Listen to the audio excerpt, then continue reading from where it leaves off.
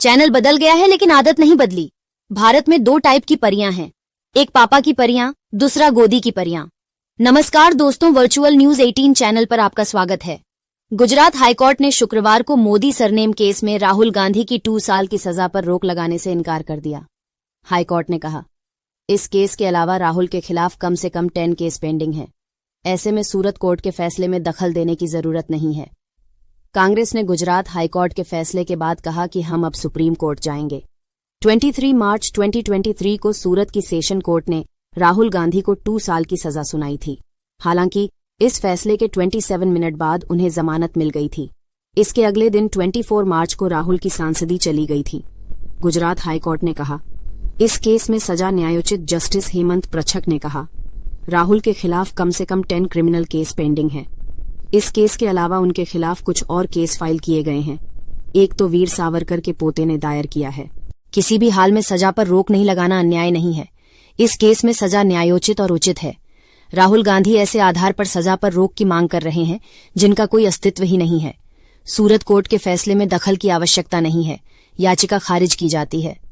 जज साहब ने इसमें वीर सावरकर का भी जिक्र किया है।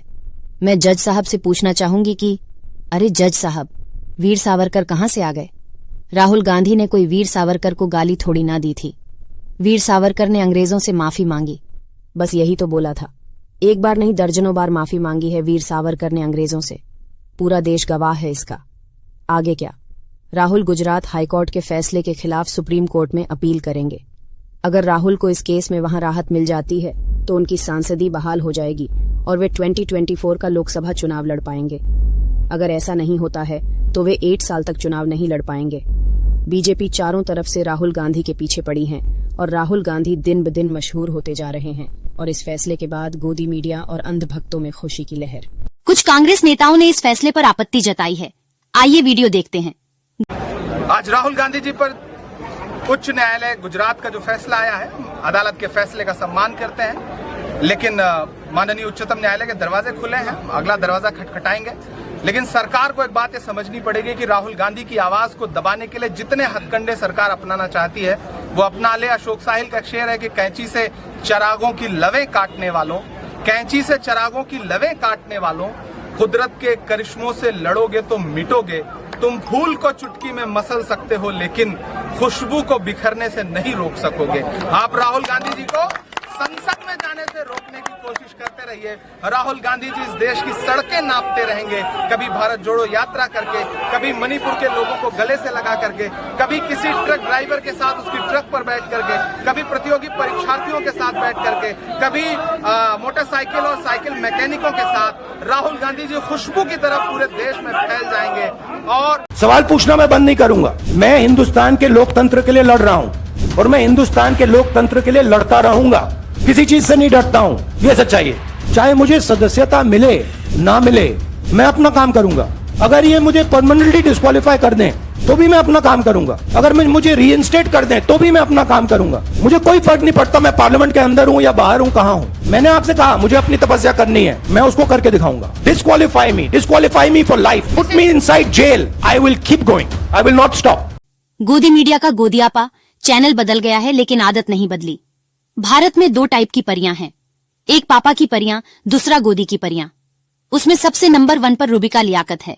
असीम वकार साहब, एक सेकंड, ऑल इंडिया मजलिस इत्तेहादुल मुस्लिमीन के प्रवक्ता सिन्हा साहब पे काहे कह रही हूँ रुबिका लियाकत जी? असीम वकार साहब, आप आइए सामने। ऑल इंडिया मजलिस इत्तेहादुल मुस्लिमीन के प्रवक्ता की बहस बीजेपी की प्रवक्ता से, कितना मजेदार बात है। और बीजेपी प्रवक्ता विरोध नहीं कर पा रही है। भारतीय प्रवक्ता से, आप कमाल ये देखिए, की प्रवक्ता से। भाई भारतीय तो मेरे मासूम भाई, तो हम लोग हैं, मेरे प्यारे मासूम हम लोग भाई, भारतीय प्रवक्ता से, ठीक है, मुसलमानों की यूनिटी के लिए बनी पार्टी के प्रवक्ता की बहस इस वक्त भारतीय प्रवक्ता से हो रही है। मुसलमानों के यूनिटी के लिए बनी पार्टी की अभी बहस हो रही है उस महिला के साथ जो हिंदुस्तान का। रुबिका लियाकत ने ट्वीट किया है, आइए इनका ट्वीट पढ़ते हैं। राहुल गांधी की 2 साल की सजा बरकरार रहेगी। मानहानि केस में गुजरात हाईकोर्ट ने राहुल गांधी की पुनर्विचार याचिका खारिज कर बड़ा झटका दिया। कोर्ट ने कहा, दोष सिद्धि पर रोक लगाना एक अपवाद है, कोई नियम नहीं। एक सांसद रहते हुए राहुल गांधी के खिलाफ 10 से अधिक मामले हैं। आइए कमेंट पढ़ते हैं। एक यूजर ने लिखा, महात्मा गांधी पर अंग्रेजों द्वारा कितने मामले दायर किए गए थे, जरा बताना, सत्ता की रखेल। एक दूसरे यूजर्स ने लिखा, रूबिका जी का एजेंडा स्टार्ट हो गया है, लेकिन अंत में जीत सत्य की होती है, सत्यमेव जयते। एक और यूजर्स ने लिखा, एक तो ऐसा धोबी सीएम है जिसने अपने खिलाफ ही सबसे पहले चल रहे मुकदमे वापस लिए। वैसे जज साहब बीजेपी नेता माया कोडनानी के वकील हुआ करते थे। इससे पहले जज साहब तड़ीपार जी के और मोमिना जी आप बीजेपी के। एक और यूजर्स ने लिखा, राहुल गांधी के ऊपर 2015 तक कोई केस नहीं था, अब तो अपराधों की झड़ी लग गई। अच्छा ही राहुल जी परिपक्व हो रहे हैं, आगे देश को परिपक्व नेतृत्व मिलेगा। आपकी क्या राय है, हमें कमेंट जरूर करें। हमारे चैनल को लाइक और सब्सक्राइब करें। धन्यवाद।